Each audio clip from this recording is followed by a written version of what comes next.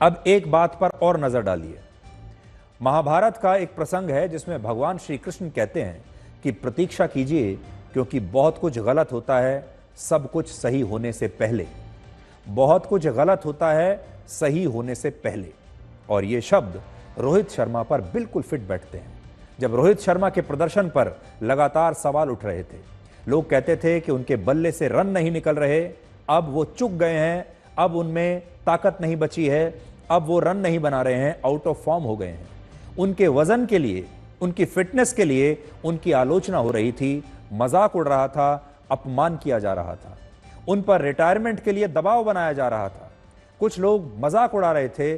तब रोहित शर्मा अपने इस मुश्किल समय में विचलित नहीं हुए, उन्होंने धैर्य नहीं छोड़ा, धैर्य के साथ सब कुछ सुनते रहे और उन्होंने इंतजार किया और इस बात को सही साबित किया कि सब कुछ सही होने से पहले बहुत कुछ गलत भी होता है। और इस दौरान आपको ना तो अपने परिश्रम में कोई कमी लानी चाहिए, ना ही अपना आत्मविश्वास कम करना चाहिए, सिर्फ धैर्य रखना चाहिए, आलोचनाओं को सुनना चाहिए, लेकिन आलोचनाओं का असर आप पर नहीं होना चाहिए। और सबसे बड़ी बात, इंतजार कीजिए।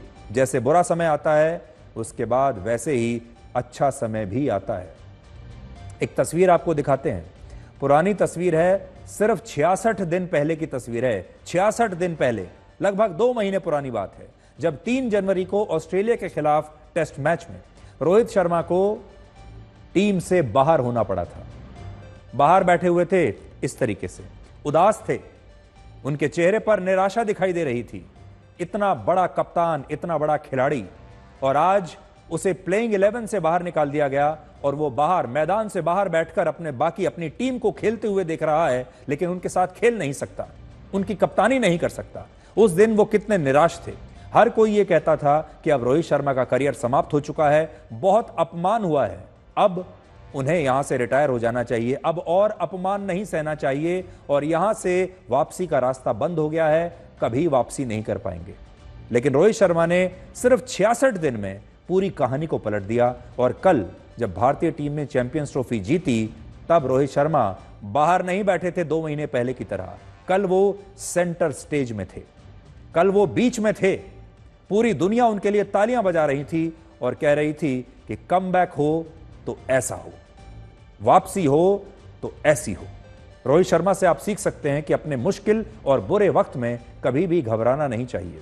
बुरा वक्त रास्ते में कंकड़ की तरह होता है, जो शुरुआत में चुभता जरूर है, लेकिन आगे की चट्टानों से आपको लड़ना भी सिखा देता है। और रोहित शर्मा ने बिल्कुल यही किया और रोहित शर्मा ने हमारे देश के युवाओं को यही बताया है।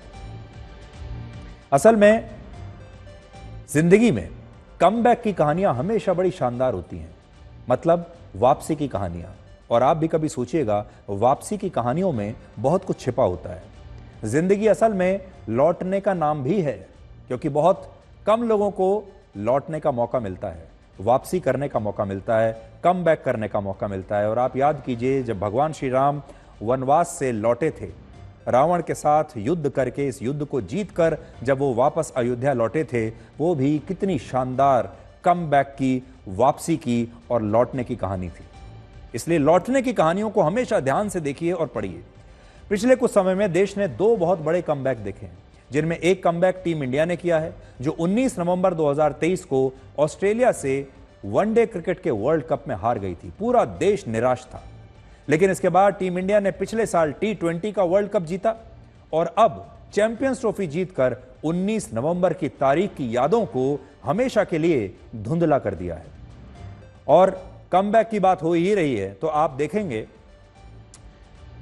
जब 2023 में भारतीय टीम वर्ल्ड कप में हारी, जिस तरह की निराशा थी, और फिर उन्होंने जैसा कमबैक किया है ये 2 टूर्नामेंट जीतने के बाद, कुछ इसी तरह का कमबैक प्रधानमंत्री मोदी ने भी किया है, जिन्हें पिछले साल लोकसभा चुनाव में उम्मीद तो थी 400 सीटें जीतने की, लेकिन मिली सिर्फ 240 सीटें और बीजेपी बहुमत से चूक गई, काफी बड़े अंतर से चूक गई। विपक्षी नेताओं ने कहना शुरू कर दिया था कि अब प्रधानमंत्री मोदी की लोकप्रियता खत्म हो गई है, अब वापसी का रास्ता या तो बंद हो चुका है या बहुत मुश्किल है। लेकिन हरियाणा, महाराष्ट्र और फिर दिल्ली में जीतकर प्रधानमंत्री मोदी ने 4 जून 2024 की तारीख को भी अब बहुत पीछे छोड़ दिया है। और ये दोनों कमबैक, दोनों वापसी आपको ये बताती हैं कि बुरे समय में कोशिश कभी नहीं छोड़नी चाहिए, क्योंकि कोशिश करने वाले ही कामयाब होते हैं।